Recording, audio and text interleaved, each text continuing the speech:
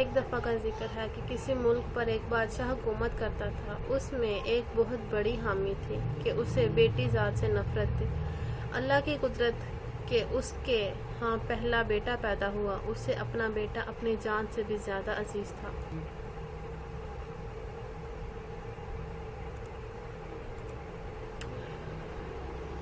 بہت لاڈ اور پیار سے اسے اس کی پرورش ہو رہی تھی۔ چند سال بعد ملکہ پھر امید سے ہو گئی۔ ولادت کے دن قریب تھے، لیکن بادشاہ سلامت کو کسی دوسرے بادشاہ کی دعوت پر ملک سے باہر جانا پڑا۔ جانے سے پہلے بادشاہ نے ملکہ کو حکم دیا کہ میں کہیں باہر جا رہا ہوں۔ اگر میرے آنے سے پہلے ولادت ہوئی، لڑکا ہوا تو ٹھیک، ورنہ لڑکی اگر ہوئی تو اسے ہلاک کر دینا۔ بادشاہ چلا گیا۔ چند ہفتے بعد اس کے ہاں ایک لڑکی کی ولادت ہوئی۔ اولاد ماں کو بہت پیاری ہوئی۔ ملکہ رونے لگی، اے اللہ، اب میں کیا کروں؟ ولادت کے وقت جو دائی ملکہ کے پاس موجود تھی، ملکہ کی حالت زار دیکھ کر رہی تھی۔ اللہ نے اس کے دل میں رحم پیدا فرما دیا۔ اس نے ملکہ سے کہا، آپ دل چھوٹا مت کیجیے، میں یہاں سے سب کے سامنے بچی کو ہلاک کرنے کے بہانے سے لے کر جاؤں گی، پر میں یہاں سے اسے اپنے گھر لے جا کر پالوں گی۔ اگر آپ کسی طرح سے بچی کے لیے خرچہ وغیرہ بیچتی رہیں تو آپ کی بچی خوشحال اور آسودہ زندگی گزارے گی، ورنہ مجھ غریب کو جو نصیب ہوا اسی سے اسے بھی پالنے کی کوشش کروں گی۔ ملکہ نے اسے سونے چاندی زیور وغیرہ بچی کے واسطے تھما دیے، بچی کو اس کے حوالے کیا۔ چند ہی لمحوں میں یہ بات محل میں پھیلا دی گئی کہ دائی نے بچی کو لے جا کر ہلاک کر دیا ہے، جبکہ دائی نے شہزادی کو اپنے گھر لا کر پورے ناز کے ساتھ اس کی پرورش شروع کر دی۔ جب بادشاہ اپنے سفر سے واپس آیا تو اسے یہی احوال سنایا گیا کہ آپ کے جانے کے بعد بچی کی ولادت ہوئی اور آپ کے حکم کے مطابق اسے ہلاک کر دیا گیا۔ بادشاہ اپنی بری عادت کے باعث مسکرایا۔ وقت گزرتا گیا، شہزادی بڑی ہوتی گئی۔ دائی نے لوگوں کے سامنے شہزادی کو اپنی نواسی ظاہر کیا۔ کبھی کبھار بادشاہ سے چھپ چھپا کے شہزادی کو محل میں لاتی اور ملکہ اپنی بیٹی کو دیکھتی تو اس کی ممتا کو کچھ قرار ملتا۔ وہ دائی کو سونا چاندی اپنی بیٹی کی اعلیٰ پرورش کے لیے دے دیا کرتی تھی۔ شہزادی کی پرورش بہت اچھے طریقے سے ہو رہی تھی، اس لیے شہزادی خوب قد کاٹ نکالی خوبصورت تھی، تو اسی لیے جوان ہوتے ہی دنیا کے سامنے شہزادی نہ ہوتے ہوئے بھی شہزادیوں کی طرح دکھنے لگی۔ ایک دن بادشاہ کی سواری شہر سے گزر رہی تھی۔ اسی وقت شہزادی اور دائی بھی اسی راستے سے گزر رہے تھے۔ بادشاہ کی نظر شہزادی پر پڑی۔ پوچھا، کون ہے؟ وزیر نے کہا، بادشاہ سلامت، یہ اس بیچاری عورت کی نواسی ہے۔ بادشاہ نے حکم دیا، مجھے یہ بہت پسند آئی ہے، کل اس کے گھر میرے لیے رشتہ لے کر جانا۔ وزیر نے کہا، بادشاہ سلامت، جیسے آپ کا حکم۔ کیونکہ حقیقت کا کسی کو پتہ نہیں تھا، اس لیے دوسرے دن وزیر، وکیل وغیرہ دائی کے گھر بادشاہ کے لیے اس کی نواسی کا ہاتھ مانگنے گئے۔ اب دائی کے اوسان حتی ہو گئے کہ یا اللہ، اب میں کیا کروں؟ اس نے صاف انکار کرتے ہوئے کہا، میں ایک غریب عورت ہوں، میری نواسی بادشاہ کے لائق نہیں، اور نہ ہی بادشاہ کا کسی غریب کے ساتھ رشتہ جوڑنا صحیح ہے، اس لیے دوبارہ اس سلسلے میں میرے گھر مت آئیے گا۔ بادشاہ خود تو انہیں تو نہیں، لیکن دائی کے گھر بہت بار رشتہ بھیجا۔ سب نے دائی کی بہت منت سماجت کی، لالچ دی، دھمکی دی، لیکن دائی تس سے مس نہ ہوئی۔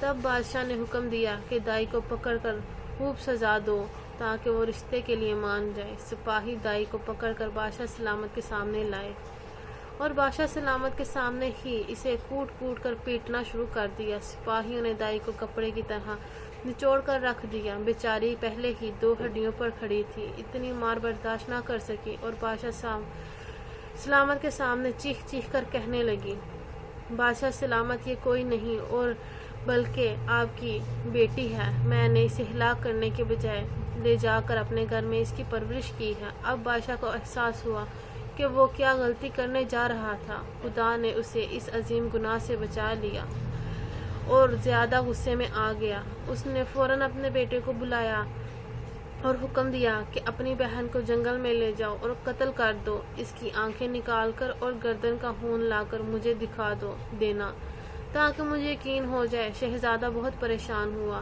کہ وہ کیسے اپنے ہاتھوں سے اپنی بہن کو قتل کر دے۔ اسے کسی صورت یہ گوارا نہ تھا، اگرچہ اس نے اپنی بہن کے متعلق اب معلوم ہوا، لیکن اسے پتا تھا کہ بادشاہ ہر صورت اپنی بیٹی کو ہلاک کرنا چاہتا ہے۔ اگر اس نے شہزادی کو قتل نہیں کیا تو بادشاہ دونوں کو ہلاک کر دے گا۔ مجبور ہو کر اس نے اپنی بہن کو ساتھ لیا اور جنگل کی طرف چل پڑا۔ جب دونوں جنگل پہنچ گئے تو بھائی کی محبت بہن کے لیے جوش میں آ گئی۔ اس نے اپنی بہن سے کہا، میں کسی بھی صورت تمہیں اپنے ہاتھوں سے قتل نہیں کر سکتا، تمہیں یہیں چھوڑ دیتا ہوں۔ آگے تمہاری قسمت کہ میں تمہیں درندے کھا جائیں یا پھر تم بچ کر کہیں اور نکل جاؤ۔ لیکن بہن میں نے بھائی کا ہاتھ پکڑ کر کہا، نہیں بھائی، تم مجھے مار دو، میری آنکھیں اور خون لے کر جاؤ اور باپ کو دکھا دو، نہیں تو وہ تمہیں مار دے گا، جو مجھے کسی صورت گوارا نہیں ہے۔ دونوں بہن بھائی ایک دوسرے کے ساتھ گلے لگ کر رو پڑے۔ آخر کسی طرح بھائی نے بہن کو منا لیا۔ شہزادی آنسو بہاتے ہوئے گھنے جنگل کی طرف جانے لگی۔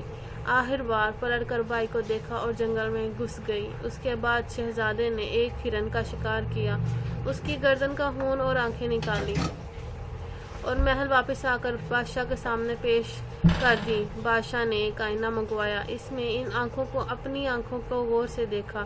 جب اس کو یقین ہو گیا کہ آنکھوں کا رنگ ایک ہی ہے، تب اسے تسلی ہوئی۔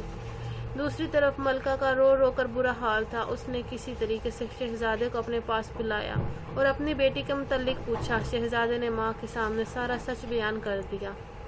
ملکہ نے منہ آسمان کی طرف کر کے ہاتھ بلند کیے اور اپنی بیٹی کے لیے دعا مانگی کہ اے اللہ میری بیٹی کی حفاظت فرما۔ اسے اپنے ایمان میں رکھ ادھر شہزادی جنگل میں زندگی گزارنے لگی۔ اپنی بھوک مٹانے کے لیے جنگلی پھل پھول کھا کر گزارا کرتی تھی۔ وقت گزرتا گیا، جھاڑیوں کانٹوں سے الجھ کر اس کے کپڑے تار تار ہو گئے۔ ایک دن کسی اور ملک کا بادشاہ اپنے لشکر کے ساتھ اسی جنگل کے راستے سے گزر رہا تھا کہ اتفاق سے بادشاہ اسی طرف آ گیا جہاں شہزادی تھی۔ شہزادی نے جب گھوڑے کے قدموں کی آہٹ سنی تو جلدی سے ایک گھنے درخت پر چڑھ گئی۔ ادھر بادشاہ بھی اسی درخت کے نیچے آ کر ٹھہر گیا۔ درخت گھنا اور سایہ دار تھا۔ بادشاہ نے ایک طرف اپنے گھوڑے کو باندھا اور درخت کے نیچے کچھ دیر آرام کے لیے خاطر لیٹ گیا۔ چونکہ اس کا منہ آسمان کی طرف تھا، اس کی نظر درخت کے گھنے پتوں میں پوشیدہ کسی چیز پر پڑی۔ بادشاہ اچھل کر کھڑا ہو گیا اور بلند آواز میں کہنے لگا، اے اللہ کی مخلوق، کیا تم کوئی پری ہو، فرشتہ ہو یا جن ہو یا پھر کوئی انسان ہو، جو بھی ہو اپنے آپ کو ظاہر کرو، میں تمہیں کوئی نقصان نہیں پہنچاؤں گا۔ شہزادی نے پکار کر کہا، اے مسافر، میں ایک لاچار لڑکی ہوں، میرے جسم پر کپڑے کے نام پر کچھ نہیں ہے، اگر تم مجھے اپنے نیچے بچھی چادر دے دو تاکہ میں اپنے جسم کو ڈھانپ سکوں۔ بادشاہ نے فوراً اپنے نیچے بچھے کپڑے کا گوالا بنایا اور شہزادی کی طرف پھینک دیا تاکہ میں اپنے جسم کو ڈھانپ سکوں۔ بادشاہ نے فوراً اپنے نیچے بچھے کپڑے کا گولا بنایا اور شہزادی کی طرف پھینک دیا۔